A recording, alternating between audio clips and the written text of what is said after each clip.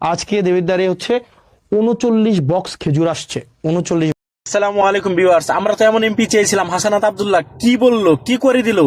সে আসলেই একজন সৎ বান্দা, সব প্রকাশ করে দিল, অন্যান্য এমপিদের বাত মেরে দিল। দেখুন ভিডিওতে।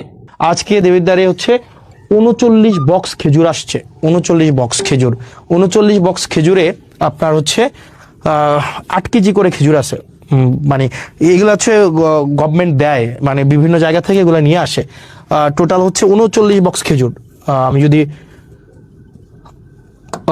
৩৯ বক্স খেজুর ৩৯ ইন্টু ৮, তাহলে কয় কেজি খেজুর? ৮ নং ৭২-এর ২, হাতে আছে ৭, ৩ ৮ ২৪, সাথে হচ্ছে ৩১, ৩১২ কেজি খেজুর আসছে। আর ভুল হয়েছে নাকি? ঠিক আছে না? হ্যাঁ, ৮ নং ৭২-এর ২, ৭, ৩ ৮ ২৪, সাথে ৩১, হ্যাঁ ঠিকই তো আছে। ৩১২ কেজি খেজুর আসছে। ১২ কেজি খেজুর ১৫টা ইউনিয়নের যেই হচ্ছে মাদ্রাসাগুলো আছে, মাদ্রাসাগুলোতে হচ্ছে ভাগ করে দিবে। হয়তো ৩ কেজি করে হয়তো পাইতে পারে আর কি। তো এই খেজুর কিছুদিন পরে কোরবানিকে সামনে রেখে উটের মাংস, দুম্বার মাংস এগুলো আসবে।